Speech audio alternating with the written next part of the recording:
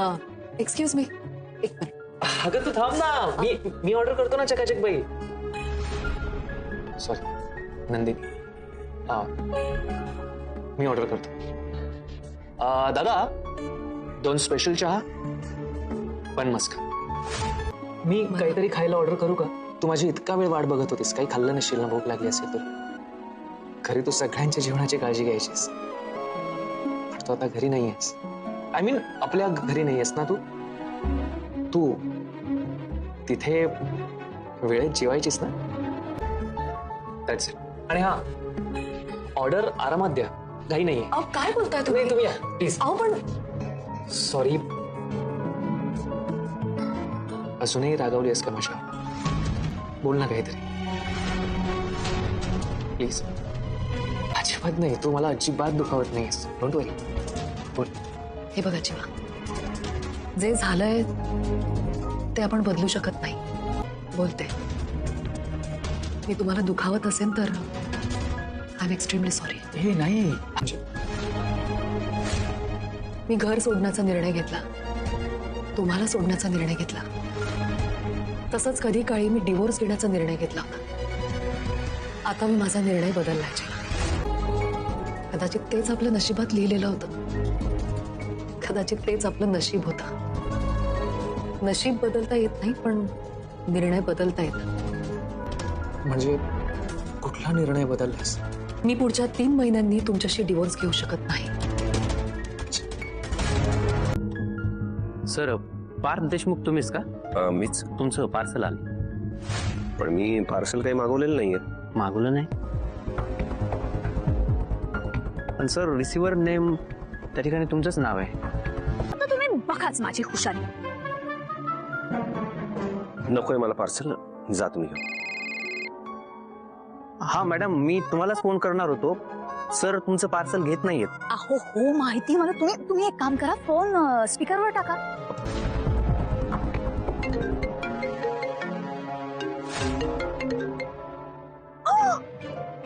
माझा phone cut केला म्हणजे काय? ठीक आहे हो देशमुख, तुम्हाला माहित नाहीये तुमची बायको किती हुशार आहे. मॅडम, तुमचं काही वाजलंय का पावसात? कारण सर माझ्याकडे पाहून खूनच देत आहेत, मला भीती वाटते. ते आहेत ते तुम्ही बोला पटकन. देशमुख, ऐकताय ना तुम्ही माझं? हा, एक मिनिट.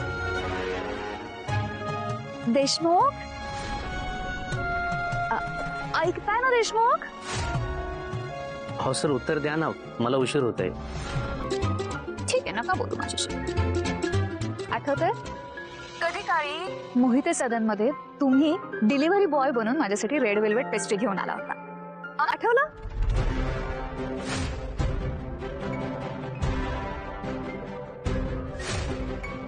बरं ते सोडा. माझ्या प्रिलिमच्या आदल्या रात्री मी तुम्हाला सांगितली होती रेड वेल्वेट पेस्ट्री ऑर्डर करायला. त्या रात्रीची राहिलेली ऑर्डर आज मी कंप्लीट करते असं समजा.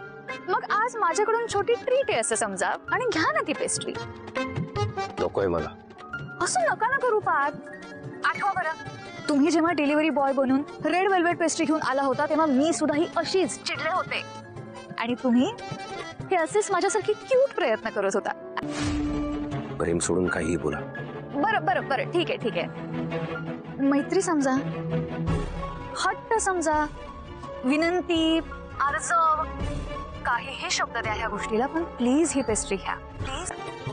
हे बघा, आपण एकत्र ही लवकरच खाऊ पेस्ट्री, पण आता हे तुमच्या मैत्रिणीचं प्रेम समजा आणि घ्या.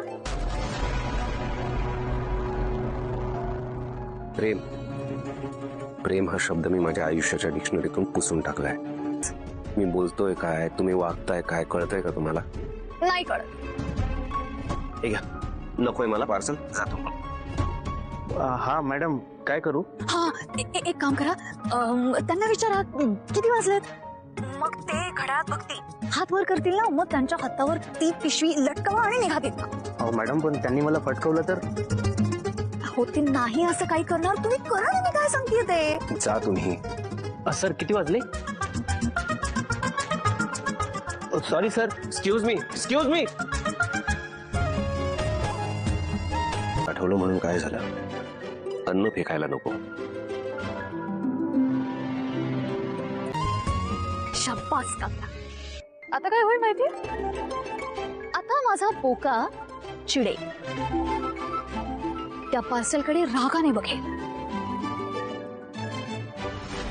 आता ते पार्सल रागात फेकायला जाईल, पण थांबेल. मी दिलाय म्हणून नाही, पण अन्नाचा अपमान नको म्हणून ते थांबते. काव्याने आता माझा बोका फ्रीज उघडेल आणि त्यात मी दिलेली पेस्ट्री ठेवेल. फ्रीजचं दार ते बंद करतील, परत लगेच ते दार उघडतील आणि कोणी ती पेस्ट्री खाऊ नये म्हणून ती पेस्ट्री कव्हर करायला एखादं भांड त्या पेस्ट्री समोर ठेवतील.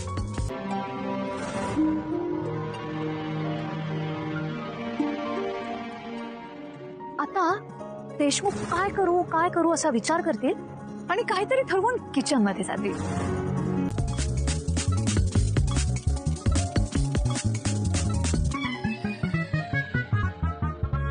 पार्थ देशमुख, मी तुम्हाला इतकी ओळखते ना की मी खात्रीने सांगू शकते ती पेस्ट्री तुम्ही आता नाही खाल्ली तरी रात्री का होईना नक्की खाल.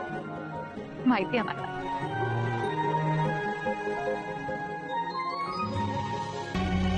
तू पुढच्या 3 महिन्यांनी डिवोर्स घेऊ शकत नाहीस. म्हणजे आपला तुला डिवोर्स घ्यायचा नाही आणि तू माझ्या बरोबर. मला माहित होतं की तुझं मन खूप मोठं आहे. तू नाही डिवोर्स घेणार. तू नक्की माफ करशील. मला माहित होतं. जीवनदिनी आयुष्यभर सोबत राहणार आहेत.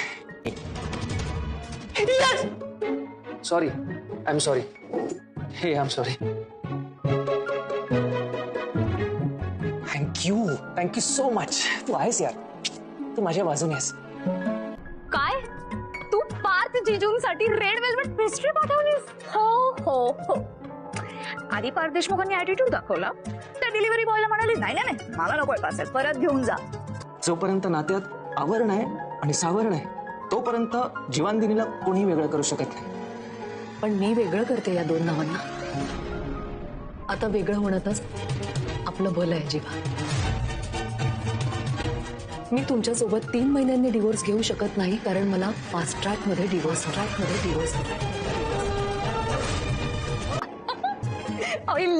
तू कसली सॉलिड आहेस यार.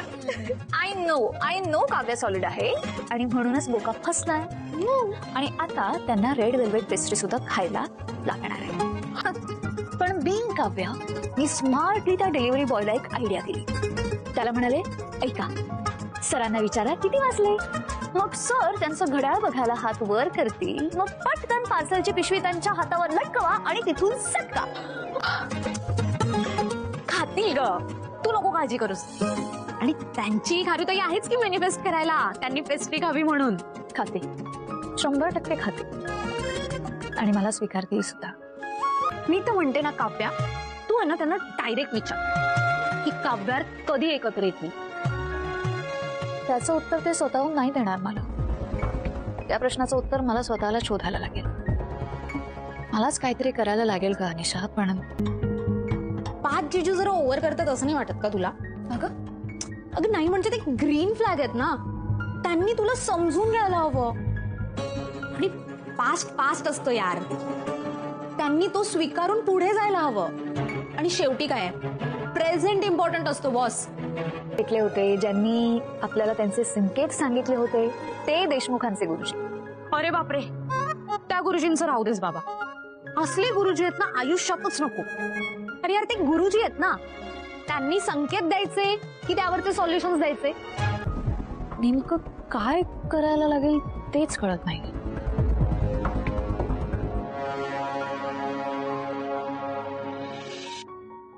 काव्या, एक विचारू का तुला? खरं सांगू, पार्थ देशमुखांमुळेच मला खरी काव्य उलगडली. आणि हा, तो माणूस ग्रीन फ्लॅग आहे म्हणून त्याने सगळं मान्य करावं लगेच असं कुठं असतं? अगं माणूस आहे तो, AI नाहीये. खरंय ग तुझं, पण ना मी आधीच्या पाच जिजूंना खूप मिस करते यार. म्हणजे काव्यासाठी वेगळे नियम आणि पार्थ देशमुखांसाठी वेगळे नियम. असं का? कसं आहे ना अनिशा, ही आधीची काव्य असती ना तर तिला काही फरक पडला नसता. सगळं इग्नोर केलं असतं तिने. म्हणाली असती मला काहीही फरक पडत नाही, मी भली, माझा अभ्यास भला. पण आत्ताची काव्य तशी नाहीये ना. परत येतील नक्की परत येतील अनिशा. बघ, एक दिवस ते स्वतःहून मला विस्कारलेली मांजर आणि तुला खारुताई अशी हाक मारते. तोपर्यंत मी अशीच प्रयत्न करत राहीन अनिशा. आणि आता तू बघ, मॅनिफेस्ट करून मी त्यांनाच माझ्या आयुष्यात परत आणते. आणि माझ्या नशिबात माझा ग्रीन फ्लॅग, माझा आर्किटेक्ट पोका, पार्थ देशमुख. खरं सांगू का, कोणीच कुणाचं काहीच हिरावून घेतलं नाहीये अनिशा. अनिशा, ताईचा गिल्ट तेव्हाच दूर होईल जेव्हा ती जीवाला माफ करून त्याचा स्वीकार करेल. तिला आता सारखं हेच वाटतंय ग की तिच्यामुळे मला माझं प्रेम मिळालं.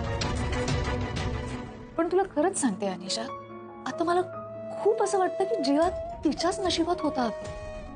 काय आता आहे. म्हणजे बघ ना, ज्या जोड्या लग्नाचा खडतर प्रवास करून डिवोर्सच्या वाटेवर चालायला लागल्या होत्या, त्याच जोड्यांना 3 महिन्यांनीच ती वाट अगदी मौसूद वाटायला लागली आहे. हे बघ, मला मला मला तुझा राग कळतोय. रागावले नाहीये मी दुखावले गेले आहे. निदान मी माझ्या नजरेला नजर देऊन बघू तरी शकेन. नाही. हे बघ, काय तुला तुला फास्ट ट्रॅक वर डिवोर्स घ्यायचा आहे? Are you serious? हो जी, कारण मी आता या लग्नात नाही राहू शकत. हे बघ नंदिनी, माझ्या बहिणीचं सुख माझ्यामुळे हिरावलं गेलं म्हणून दुखावले गेले मी. माझ्या नवऱ्याचा विश्वास जिंकू शकले नाही म्हणून हरले आहे. त्यामुळे तुम्ही पण डिवोर्ससाठी तयार राहा. आपण एक काम करूया, जरा मागे जाऊया. ओके, विचार कर. म्हणजे आज आपल्या लग्नाचा दुसरा दिवस. ओके, विचार कर, नीट विचार कर, शांतपणे विचार कर. आज आपल्या लग्नाचा दुसरा दिवस आहे. ग्रेट. मग काय केलं असतं? मग काय नाही, थोडा वेळ घेतला असता. काही महिन्यांनी, वर्षांनी सावरलं असतं स्वतःला. आणि मी तुला माझा आणि काव्याचा सगळा भूतकाळ सांगितलं. आता सांग, काय करशील? आता या सगळ्यावर बोलून काय उपयोग आहे जीवा? असं काय करतेस? आता आपण बोलतोय ना, आपण डिस्कस करतोय की नाही? तू सांग ना मला. मी तुला सगळं सांगितलंय, तू आता काय केलं असतंस? मी हे लग्न मोडलं असतं. तू माझ्यासाठी आणि काव्यासाठी हे लग्न मोडलं असतंस, राईट? लग्न आता विचार करते तर असं वाटतं मी कोणाच सोबत लग्न केलं नसतं. सी, सगळं कळल्यानंतर तुला काय मिळालं असतं? जे माझ्या बहिणीला हवंय ते तिला मिळवून देऊ शकले याचं सुख, आणि तुम्हाला नको त्या लग्नातून मोकळं करू शकले याचं समाधान.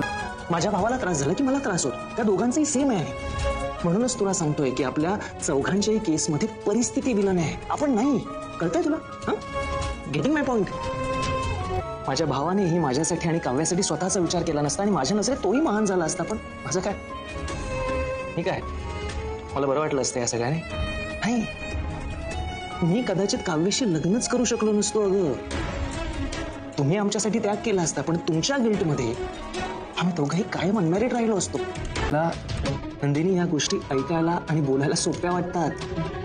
तू तुझ्या बहिणीसाठी लग्न मोडलं असतास, ग्रेट. पण त्याने माझ्या भावाचा संसार मोडला असता, त्याचं काय? तू मला काव्यासाठी मोकळं केलं असतंस आणि तू महान झाली असतीस. खरंच हे झालं असतं, खरंच. कारण आपण चौघेही खूप सेन्सिटिव्ह आहोत, इमोशनल फूल्स आहोत. अगं, आणि हाच प्रॉब्लेम. तुझ्या बहिणीला त्रास झाला की तुला त्रास होतो. हे बघा जीवा, मी आता स्वतःला तुमच्यासोबत नाही बघू शकत. 16 डिसेंबरला प्रोजेक्टरवर मी जे काही पाहिलं ते मी नाही विसरू शकत जीवा. आय एम सॉरी, पण त्या मिस के बद्दल पुन्हा पुन्हा विचारून सुद्धा तुम्ही माझी दिशाभूल करत राहिला, हे माझ्या कायम लक्षात राहील जीवा. तुम्ही मला फ्रेंडशिप बँड बांधला होता, पण तुमच्याकडून आपल्यात मैत्री कधीच नाही झाली. मी तुम्हाला मित्र मानलं कायम, पण तुम्ही नाही मानलं.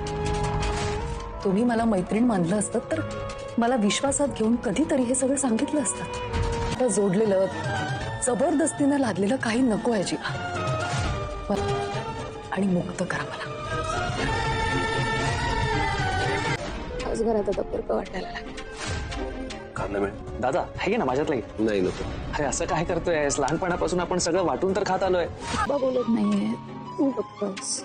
हात दूर होत. एक म्हणले का ताई, ज्या घरातला कोपरा न कोपरा मला आपलासा वाटायचा. एक सेकंड दे, मी तुझ्या डोक्यावर पाणी थापतो दे. म्हातारी जोडप्याची संघर्षमय कथा. एका लहानशा गावात भिवा आणि सुमती हे म्हातारे जोडपे राहत होते. वयाची 60 ओलांडली होती, पण आयुष्यानं अजूनही त्यांची परीक्षा घेणं थांबवलं नव्हतं. भिवा कधी काळी शेतकरी होता, पण दुष्काळानं जमीन गेली. सुमतीनं घरकामं, लोकांकडे धुनी भांडी करून संसाराचा गाडा ओढला. मुलगा शहरात नोकरीला गेला. सुरुवातीला पैसे पाठवायचा, पण हळूहळू संपर्क तुटला.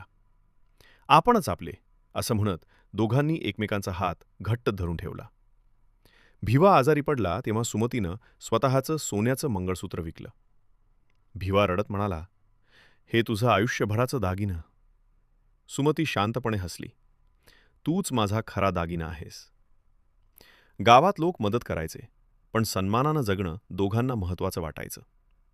भिवा काठीच्या आधारानं छोटी मोठी कामं करायचा, तर सुमती अंगणात भाजी लावायची. कधी पोट भरायचं, कधी उपाशी झोपायचं, तरीही तक्रार नाही. एक दिवस अचानक मुलगा परत आला. आई वडिलांची अवस्था पाहून त्याच्या डोळ्यात पाणी आलं. माझी चूक झाली, तो म्हणाला. त्या दिवशी सुमतीनं देवासमोर दिवा लावला, आशेचा. ही कथा केवळ दारिद्र्याची नाही, तर एकमेकांवरच्या निष्ठेची, संयमाची आणि संघर्षातही प्रेम जपण्याची आहे. कारण खरा संसार पैशावर नाही, तर साथ देणाऱ्या हातांवर उभा असतो. प्रेम जपण्याची आहे. कारण खरा संसार पैशावर नाही, तर साथ देणाऱ्या हातांवर उभा असतो.